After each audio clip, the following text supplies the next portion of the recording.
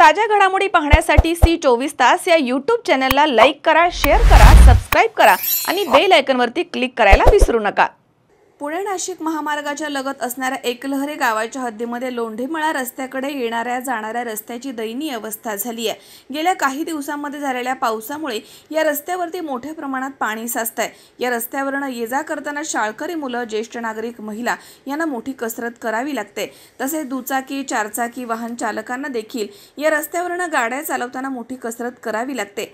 लहान मुलांना गुडघाभर पाण्यामधून ये-जा करावी लागते। त्यामुळे लोंढेमळा ग्रामस्थांनी संताप व्यक्त केला।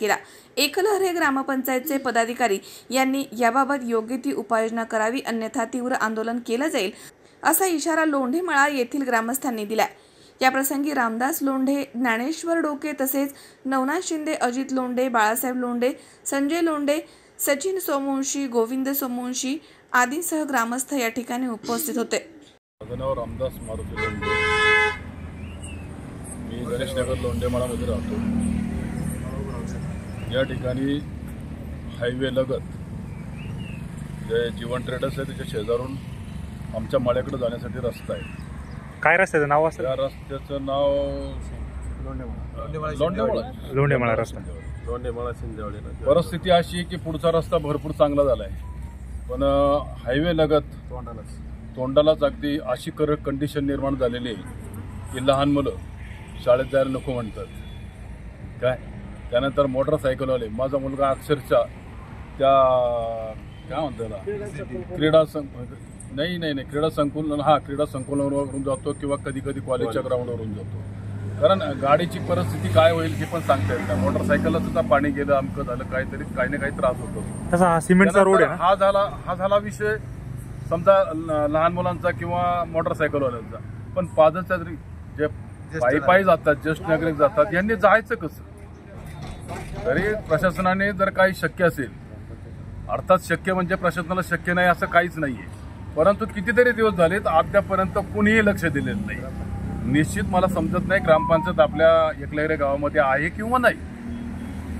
मला बऱ्याच लोकांनी सांगितलं, जस्ट काही लोकांनी सांगितले की तुम्ही कुणाला तरी फोन करून सांगा।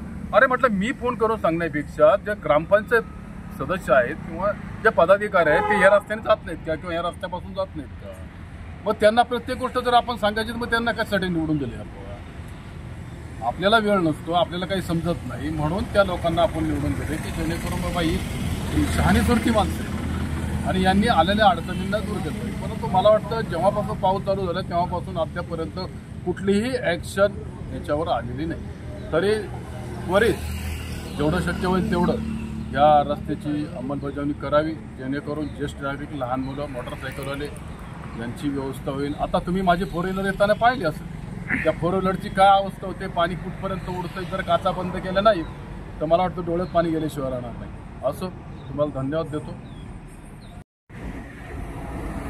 मी पाठीमागं पाहिलं जे काय ते इथं साधारणतः एक गाडी 50% वर गाडी बुडते। इथं शाळेतून जाणारी येणारी मुलं आहे, जवळजवळ 50 मुलं आहे आणि शिंदेवाडी, लोंढेमळा, गणेशनगर या ठिकाणची खूप मोठी लोकवस्ती, यांना खूप असा त्रास होतो। ग्रामपंचायतला दाखवून ग्रामपंचायतची बॉडीनी ते येऊन पाहिलं, परंतु त्याच्यावर 4 दिवसापासून काही कार्यवाही केली नाही। पहिल्या दिवसापासून आम्ही त्यांना सांगतोय का हे करा, जर ह्याच्यासाठी एखाद्या माणसाला काही झालं आणि मग तुम्ही केलं त्याचा उपयोग नाही, तर हे ग्रामपंचायतनी आणि ग्रामसेवकांनी या गटाराची व्यवस्था तात्पुरती लगेचच्या लगेच करून घ्यावी।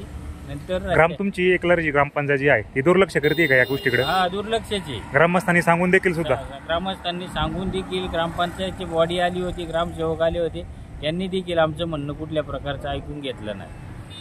ग्रामसेवकांनी या बाबतीत उडवाउडीची उत्तरं दिली। त्यांनी या ठिकाणचे जे सदस्य आहे त्यांनी सुद्धा याच्यावरती ऍक्शन घेतली नाही, काही घेतलेली, परंतु त्यांचे देखील ग्रामसेवकांनी ऐकून घेतलं नाही।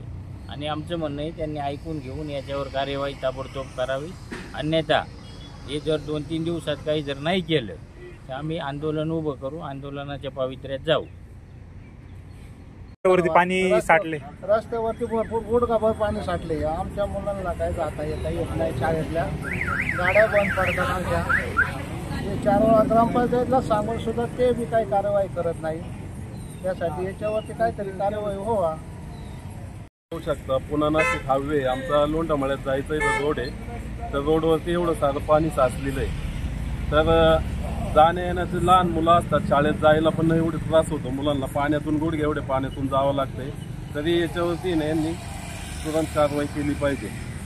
या ठिकाणी पहिला चर मारलेला होता, तो चर पण बुजवलेला आहे. आता कोणी बुजवला सर? आता आम्हाला एवढं सांगता नाही येतं चर कोणी बुजवला, पण चर होता इथं. पाणी पहिलं काढून दिलेलं होतं, पण आता पाणी जायला कावांना.